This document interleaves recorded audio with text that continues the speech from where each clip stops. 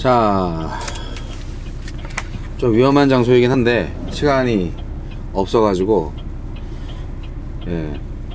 막간을 이용해서 날마다 성경을 봅니다.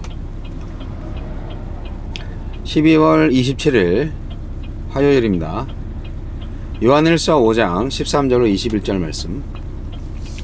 내가 하나님의 아들의 이름을 믿는 너희에게 이것을 쓰는 것은 너희로 하여금 너희에게 영생이 있음을 알게 하려 함이라.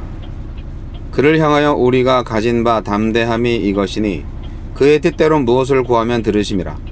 우리가 무엇이든지 구하는 바를 들으시는 줄을 안즉 우리가 그에게 구한 그것을 얻은 줄을 또한 아느니라. 누구든지 형제가 사망에 이르지 아니하는 죄 범하는 것을 보거든 구하라. 그리하면 사망에 이르지 아니하는 범죄자들을 위하여 그에게 생명을 주시리라. 사망에 이르는 죄가 있으니 이에 관하여 나는 구하라 하지 않노라. 모든 불의가 죄로되 사망에 이르지 아니하는 죄도 있도다. 하나님께로부터 난 자는 다 범죄하지 아니하는 줄을 우리가 아노라. 하나님께로부터 나신 자가 그를 지키심에 악한 자가 그를 만지지도 못하느니라. 또 아는 것은 우리는 하나님께 속하고 온 세상은 악한 자 안에 처한 것이며, 또 아는 것은 하나님의 아들이 이르러 우리에게 지각을 주사 우리로 참된 자를 알게 하신 것과 또한 우리가 참된 자 곧 그의 아들 예수 그리스도 안에 있는 것이니 그는 참 하나님이시요 영생이시라. 자녀들아, 너희 자신을 지켜 우상에게서 멀리하라. 영생을 확신하고 우상을 멀리하라. 요한은 거짓 선지자들 때문에 요동치는 교회에 편지를 써서 성도들이 처음 배운 진리를 붙잡고 영생의 확신을 갖게 해주고 있습니다. 그는 불안해하던 성도들이 담대하고 기쁨이 충만하길 바랐습니다. 여전히 적그리스도들이 창궐하는 이때 우리 공동체는 성도들이 진리와 영생을 확신하도록 적절한 도움을 주고 있나요? 영생이 있기에 성도는 심판에 대한 두려움을 버리고 담대히 하느님 앞에 나아갈 수 있습니다. 하나님의 뜻대로 기도하면 응답받을 수 있는 특권을 얻었습니다. 성도는 하나님을 사랑하는 자이기에 내 뜻이 아니라 하나님의 뜻을 구하고 내 나라가 아니라 하나님의 나라가 세워지기를 바라며 기뻐합니다.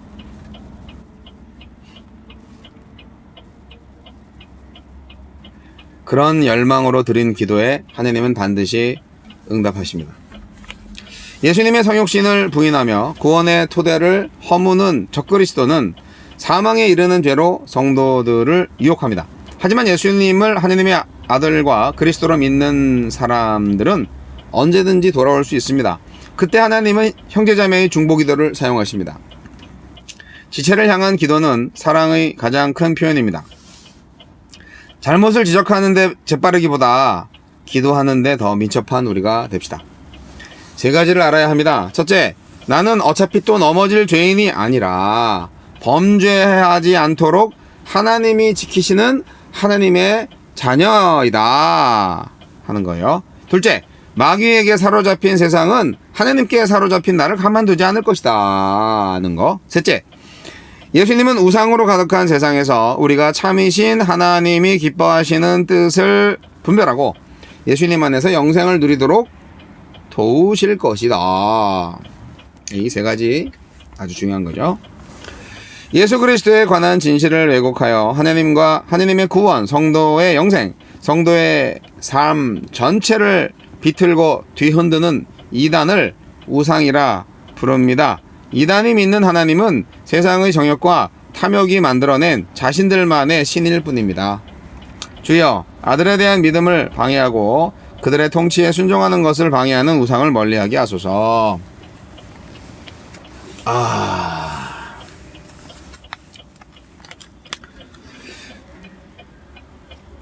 우상 숭배라는 게 좀 구별이 안 되실 수 있어요. 아유, 나는 뭐 우상 숭배 안 하지.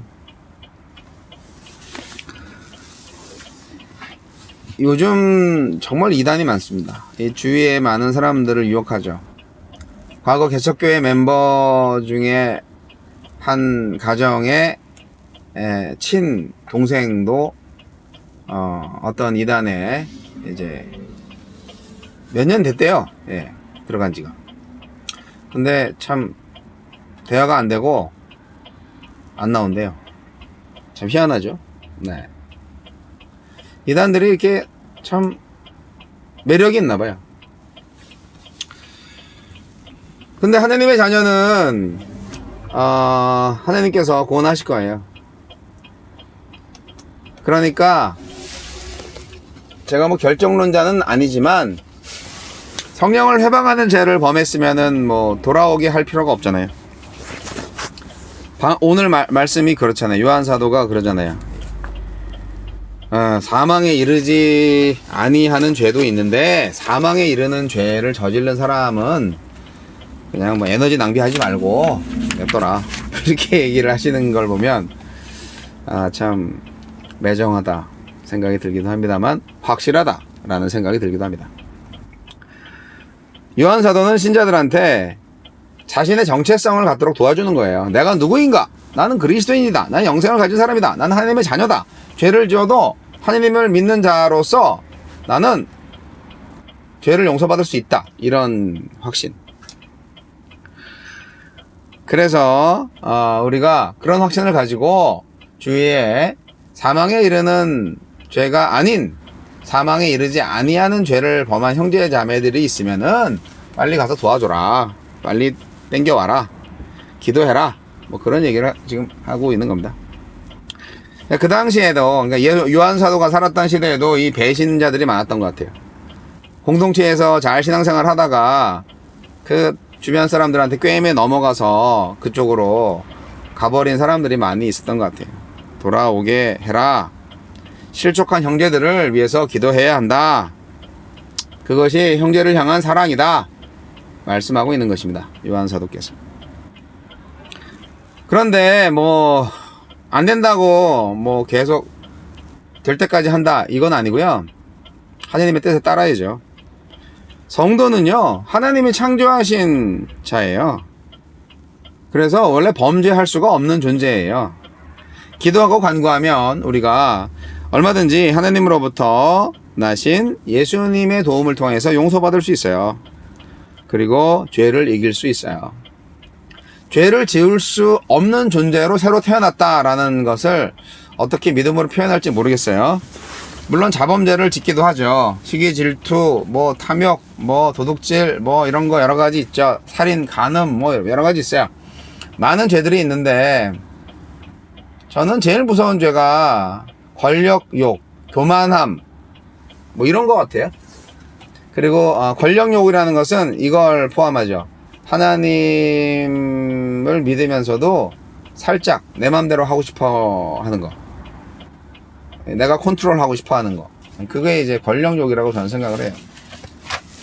결국 그거는 주권이 하나님한테 있냐 나한테 있냐의 차이거든요. 그래서 그것이 아주 위험한 죄예요. 하지만 예수는 그리스도가 아니다, 예수는 하나님의 아들이 아니다 라고 말하는 성령을 회방하는 죄를 범하지 않았다면 돌아올 수 있다, 그런 거죠. 하나님께서 우리한테 사실 그 진리 분별의 지각을 주셨어요. 우리 안에 성령께서 충만히 역사하시면 우리가 분명히 분별할 수 있습니다. 여러분 지혜를 가지시길 바라고요. 우리는 예수 그리스도 하나님의 아들 안에서 영생을 얻은 자입니다. 우리 만만한 사람들이 아니에요. 마귀 사탄이 아무리 우리를 까부르려고 애를 써도 절대로 무너지지 않습니다. 우리 안에 예수가 살아계시기 때문에. 그래서 우리는 사명이 있어요. 우리 자신을 지켜서 우상으로부터 멀리 하셔야 됩니다.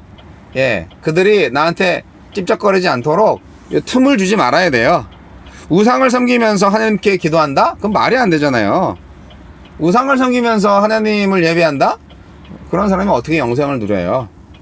여러분, 우상 내려놓으시고 하나님만 믿으시고, 예, 그리고 형제들을 위해서 기도하시기 바랍니다. 영생을 확신하며 우상을 멀리 하십시오.